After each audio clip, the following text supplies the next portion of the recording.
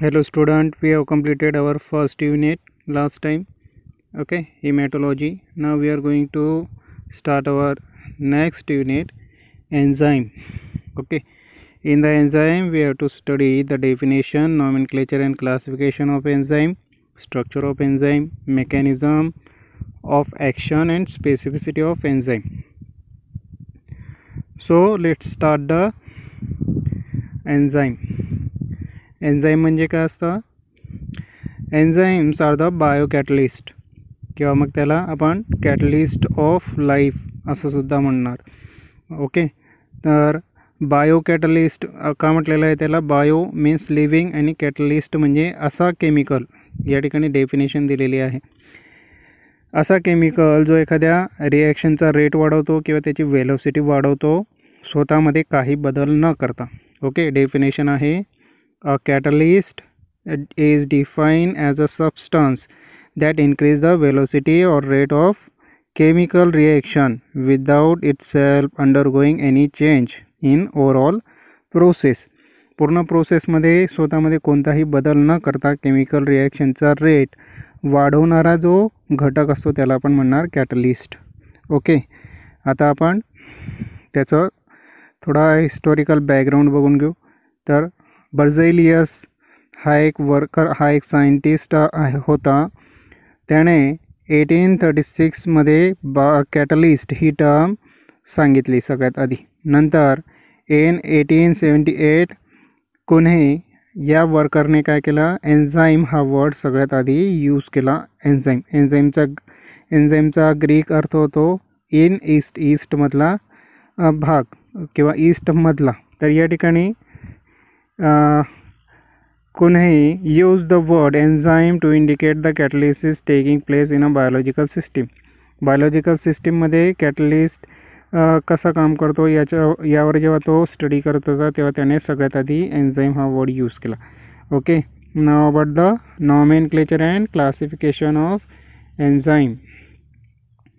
या ठिकाणी बघा, आता इन अर्ली डेज, सुरुवातीच्या काळात काय झालं होतं? Enzymes were given name by their discoverer in an arbitrary manner. एन्झाईमला नावं दिलं जायचं ज्याने त्याला डिस्कवर केलेलं आहे त्यानुसार. हे चांगलं. Okay, for example the name pepsin, trypsin and chymotrypsin convey no information about the function of enzyme or the nature of substrate on which they act. तर सुरुवातीला अशा प्रकारचे जे नावं दिले जायचं त्यावरून काहीच कळायचं नाही की ते एन्झाईम, जसं या ठिकाणी पेप्सिन, ट्रिप्सिन अँड कायमोट्रिप्सिन हे एन्झाईमचे नावं आहेत. पण यावरून आपल्याला काही कळत नाही की त्या एन्झाईमचं फंक्शन काय आहे, त्याचं नेचर कसं आहे किंवा तो कोणत्या सबस्ट्रेटवर ॲक्ट होतो. Okay, sometimes the suffix ASE was added to the substrate for naming the enzyme. आणि ASE हे त्या एन्झाईमच्या नावाच्या शेवटी यूज केलं जातं ज्याच्याने आपल्याला कळते की तो एन्झाईम आहे. ओके, फॉर एक्झाम्पल बघा, लायपेज जो लिपिडवर ॲक्ट होतो, न्यूक्लिएजेस शेवटी ASE आहे जो न्यूक्लिक ॲसिडवर ॲक्ट होतो, lactase. Okay, lactase on lactose. Okay, ASE बघत जा. Which are however known as trivial name. याला काय म्हणणार आपण? ट्रायव्हियल नेम म्हणणार of the enzyme. However fail to give the complete information. पण याने सुद्धा आपल्याला त्या एन्झाईमबद्दल इन्फॉर्मेशन मिळत नाही.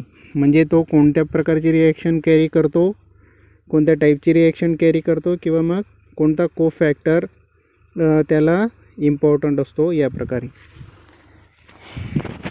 तर एन्झाईमला कधीकधी दोन कॅटेगरीमध्ये डिवाईड केलं जातं, इंट्रासेल्युलर एन्झाईम आणि एक्स्ट्रासेल्युलर एन्झाईम.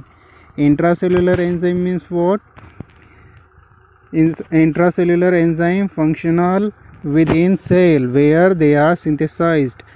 तर एन्झाईम हे सेलमध्येच सिंथेसाइज होतात, पण त्यांची ॲक्शन कुठे होते त्यावरून त्यांना हे नाव दिलं गेलं आहे. जर एन्झाईमची ॲक्शन ही सेलच्या आतच होत असेल, इंट्रा म्हणजे आत, सेल्युलर म्हणजे सेलच्या आत जर ॲक्शन होत असेल तर तो त्या एन्झाईम असतील इंट्रासेल्युलर एन्झाईम. एक्स्ट्रा म्हणजे काय, बाहेर. जर सेलची ॲक्शन ही सेलच्या बाहेर होत असेल, ओके, तर त्यांना आपण म्हणू एक्स्ट्रा सेल्युलर एन्झाईम, जे बाहेर सेलच्या बाहेर त्यांची ॲक्शन दाखवतात, म्हणजे ज्या सेलमध्ये सिंथेसाइज होतात त्याच्या बाहेर. ओके, आपल्या डायजेस्टिव्ह सिस्टीममध्ये जेवढे एन्झाईम आहेत all are extra cellular enzyme. So the international union of biochemistry, international union of बायोकेमिस्ट्रीला आपण शॉर्ट फॉर्ममध्ये काय म्हणणार, IUB, appointed an enzyme commission in 1961. IUBने 1961मध्ये एक कमिशन अपॉइंट केली. या कमिशनचं काम काय होतं, this committee made This committee made a thorough study of existing enzyme. जेवढे काही एन्झाईम आहेत सगळ्यांची या कमिटीने स्टडी केली आणि त्यांनी devise some basic principle of classification and nomenclature of enzyme. आणि एन्झाईमचं नॉमेनक्लेचर म्हणजे नावं देणे आणि त्यांना क्लासिफाय करण्यासाठी त्यांनी काही रूल्स दिलेले आहेत. Okay, since 1964 IUB system of enzyme classification has been in force. Okay, 1964 पासून IUB सिस्टीम ऑफ क्लासिफिकेशन ही कार्यरत आहे, ती आता सुद्धा काम करत आहे. तर या सिस्टीमने या कमिटीने जे रूल्स दिलेले आहेत त्या रूलनुसार एन्झाईमचे आहेत सगळे जे एन्झाईम आहेत ते त्यांना 6 मेजर क्लासेसमध्ये डिव्हाइड केलेला आहे. Okay, 6 major classes of enzymes are there. Each class of its own represent the general type of reaction brought about by the enzyme of that class. त्या क्लासमधला एन्झाईम हा कोणत्या प्रकारची रिॲक्शन कॅरी करतो हे याच्यानुसार त्या क्लासला नाव दिलं गेलेलं आहे. जसा 6 मेजर क्लासेस आपण म्हटलं तर 6 मेजर क्लासेस कोणते, ऑक्सिडो रिडक्टेज, ट्रान्सफरेजेस, हायड्रोलेजेस, लायजेस, आयसोमरेजेस अँड लायगेजेस. ओके, तर हे कोणत्या प्रकारचे रिॲक्शन कॅरी करतात ते आपण या ठिकाणी बघू शकतो. ओके, या ठिकाणी बघा ऑक्सिडो रिडक्टेज, यामध्ये असे एन्झाईम ॲड केलेले आहेत जे ऑक्सिडेशन रिडक्शन रिॲक्शनमध्ये भाग घेत आहेत. ओके, दुसरा क्लास आहे ट्रान्सफरेजेस. ट्रान्सफरेजेसमध्ये काय होतं, असे एन्झाईम आहेत जे फंक्शनल ग्रुप ट्रान्सफर करतात. एका केमिकलवरून दुसऱ्या केमिकलकडे फंक्शनल ग्रुप ट्रान्सफर करण्याचं जे काम करतात ते सगळे एन्झाईम येतात ट्रान्सफरेजेस क्लासमध्ये. नंतरचा ग्रुप आहे हायड्रोलेजेस. ओके, हायड्रोलेजेसमध्ये काय होतं, enzyme that bring about hydrolysis of various compound, वेगवेगळ्या कंपाऊंडचं हायड्रोलिसिस होणार त्या ठिकाणी. ओके, तर हायड्रोलिसिस होणार. अशा प्रकारचे सगळे एन्झाईम या ग्रुपमध्ये ॲड झालेले आहेत. ओके, नंतरचा आहे मेजर क्लास लायजेस. लायजेसमध्ये काय होतं, या ठिकाणी बघा लायजेस, एन्झाईम स्पेशलाइज्ड इन ॲडिशन और removal of water, ammonia and carbon dioxide. असे एन्झाईम जे वॉटर, अमोनिया आणि कार्बन डायऑक्साईडचं ॲडिशनसुद्धा करतात किंवा त्या कंटेंटला रिमूव्हसुद्धा करतात. असे जे एन्झाईम आहेत ते सगळे या क्लासमध्ये आहेत लायजेस. ओके, नंतरचा आहे isomerases. Enzyme involve in all isomerization reaction. असे एन्झाईम जे आयसोमर्स तयार करतात. ओके, ते आपण पुढे बघू आयसोमर्स. तर आयसोमेरिझममध्ये जे एन्झाईम भाग घेतात ते सगळे या क्लासमध्ये येतात आयसोमरेजेस. ओके, शेवटचा क्लास आहे ligases. Okay, ligase is a Greek word and its meaning is to find. Ligases is a Greek word. It means ligate, means to bind. या ठिकाणी असे एन्झाईम जे 2 वेगवेगळ्या केमिकल्सला बाइंड करतात.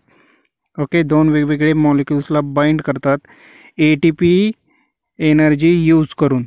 ओके, एनर्जी यूज करून दोन वेगवेगळ्या मॉलिक्युल्सला बाइंड करतील, त्यांना त्या प्रकारच्या एन्झाईमला आपण म्हणणार लायगेजेस. या सगळ्या ग्रुप्सला आठवण ठेवण्यासाठी त्या ठिकाणी एक ट्रिक दिलेली आहे, ओथलील. ओके, ओथलील हा वर्ड आहे. O for oxidoreductase, T for transferases, hydrolases, lyases, isomerases and ligases. Okay, lyases and ligases हे सगळे एन्झाईम एक पर्टिक्युलर ऑर्डरमध्ये आठवण ठेवण्यासाठी आपण ओथलील हा शब्द आठवण ठेवायचा आहे. ओके, तर या ठिकाणी पुढे काय झालं, पुढे each enzyme in turn is subdivided into many subclasses. हे एन्झाईम परत वेगवेगळ्या सब क्लासेसमध्ये डिवाइड केलेले आहेत. Okay, a four digit enzyme commission number is assigned to each enzyme. आणि प्रत्येक एन्झाईमसाठी 4 डिजिटचा एन्झाईम कमिशन नंबर आहे. 4 समजा हा 4 नंबरचा डिजिट आहे एका पर्टिक्युलर एन्झाईमचा. तर पहिला नंबर काय डिफाईन करणार, पहिला नंबर सांगणार त्या एन्झाईमचा क्लास, दुसरा नंबर सांगणार त्याचा सब क्लास, तिसरा सांगणार सब क्लास आणि चौथा जो डिजिट आहे तो काय सांगणार, आणि त्या एन्झाईमचा स्वतःचा जो डिजिट असेल तो असेल त्या एन्झाईमचा. तर या ठिकाणी पहिले 3 काय दाखवणार, पहिला क्लास, दुसरा सब क्लास आणि तिसरा subclass of this enzyme. Okay, त्याचा स्वतःचा नंबर असेल सगळ्यात शेवटी. तर अशा प्रकारे हा एन्झाईम कमिशनने दिलेला 4 डिजिट नंबर आहे प्रत्येक एन्झाईमचा.